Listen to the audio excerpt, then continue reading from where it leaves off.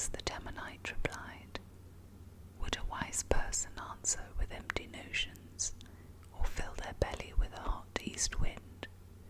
Would they argue with useless words, with speeches that have no value? But you even undermine piety and hinder devotion to God. Your sin prompts your mouth. You adopt the tongue of the crafty. Your own mouth condemns you, not mine. Your own lips testify against you. Are you the first man ever born? Were you brought forth before the hills? Do you listen in on God's counsel? Do you have a monopoly on wisdom? What do you know that we do not know?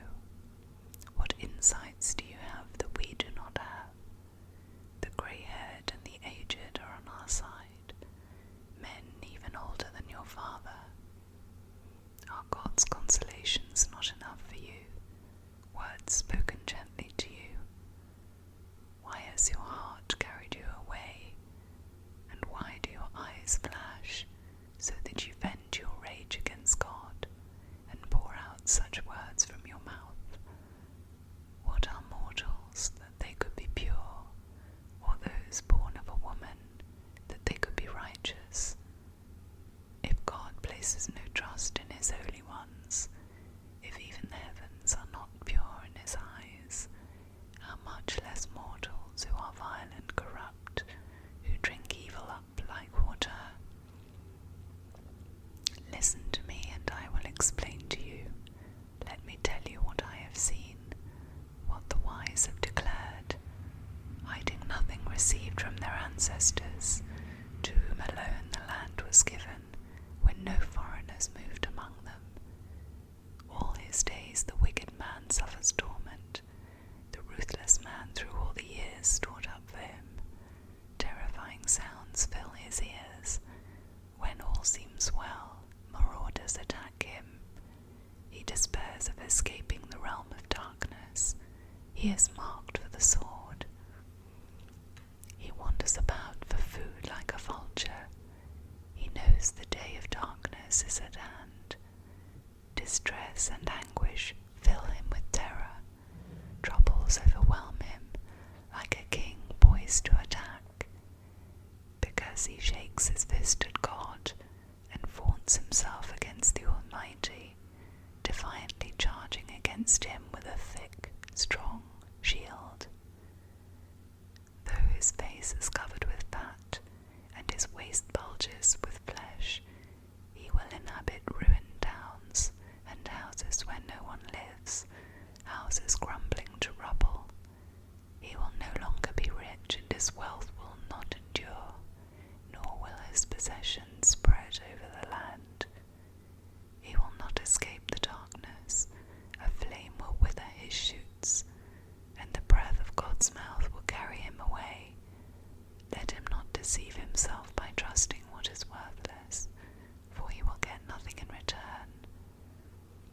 Before his time he will wither, and his branches will not flourish. He will be like a vine stripped of its unripe grapes, like an olive tree shedding its blossoms. For the company of the godless will be barren, and fire will consume the tenth of those who love bribes. They conceive trouble and give birth to evil. Their womb fashions deceit. Then Job replied, I have heard many things like these. You are miserable comforters, all of you. Will your long-winded speeches never end? What ails you that you keep on arguing? I also could speak like you if you were in my place. I could make fine speeches against you and shake my head at you. But my mouth would encourage you. Comfort from my lips would bring you relief. Yet if I speak, my pain is not relieved, and if I refrain, it does not go away. Surely, God, you have worn me out. You have devastated my entire household. You have shriveled me up, and it has become a witness. My gauntness rises up assails me and tears me in his anger and gnashes his teeth at me. My opponent fastens on me his piercing eyes. People open their mouths to jeer at me. They strike my cheek in scorn and unite together against me. God has turned me over to the ungodly and thrown me into the clutches of the wicked. All was well with me, but he shattered me. He seized me by the neck and crushed me. He has made me his target. His archers surround me. Without pity, he pierces my kidneys and spills my gall on the ground. Again and again he bursts upon me. He rushes at me like a warrior. I have sewed sackcloth over my skin and buried my brow in the dust. My face is red with weeping. Dark shadows ring my eyes. Yet my hands have been free of violence, and my prayer is pure. Earth, do not cover my blood. May my cry never be laid to rest. Even now my witness is in heaven. My advocate is on high. My intercessor is my friend, as my eyes pour out tears to God. On behalf of a man he pleads with God, as one pleads for a friend. Only a few years will pass before I take the path of no return.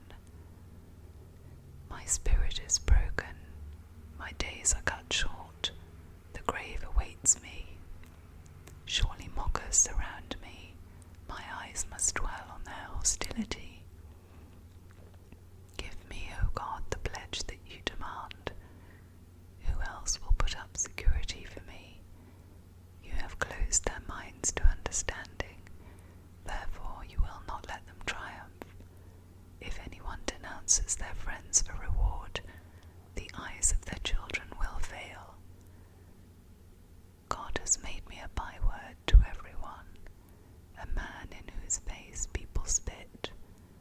My eyes have grown dim with grief, my whole frame is but a shadow. The upright are appalled at this, the innocent are aroused against the ungodly. Nevertheless, the righteous will hold to their ways, and those with clean hands will grow stronger. But come on, all of you, try again. I will not find a wise man among you. My days have passed, my plans are shattered, yet the desires of my heart turn night into day. In the face of the darkness, light is near. If the only home I hope for is the grave, if I spread out my bed in the realm of darkness, if I say to corruption, you are my father, and to the worm, my mother or sister, where then is my hope? Who can see any hope for me? Will it go down to the gates of death? Will we descend together into the dust? Then Bildad the Shuhite replied, when will you end these speeches? Be sensible and then we can talk. Why are we regarded as cattle and considered stupid in your sight? You who tear yourself to pieces in your anger, is the earth to be abandoned for your sake, or must the rocks be moved from their place? The lamp of a wicked man is snuffed out, the flame of his fire stops burning. The light in his tent becomes dark, the lamp beside him goes out. The figure of his step is weakened, his own schemes throw him down. His feet thrust him into a net, he wanders into its mesh. A trap seizes him by the heel, a snare holds him fast. A noose is hidden for him on the ground, a trap lies in his path. Terrors startle him on every side, and dark is every step. Calamity is hungry for him, disaster is ready for him when he falls.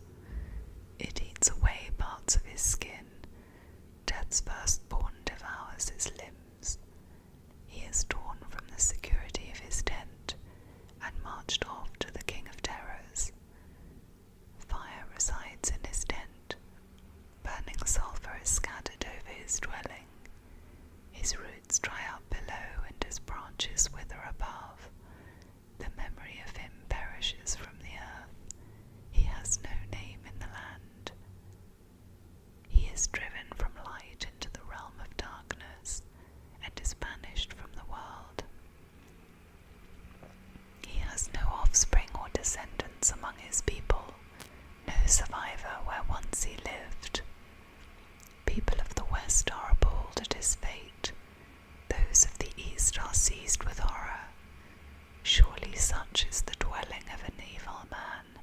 Such is the place of one who does not know God.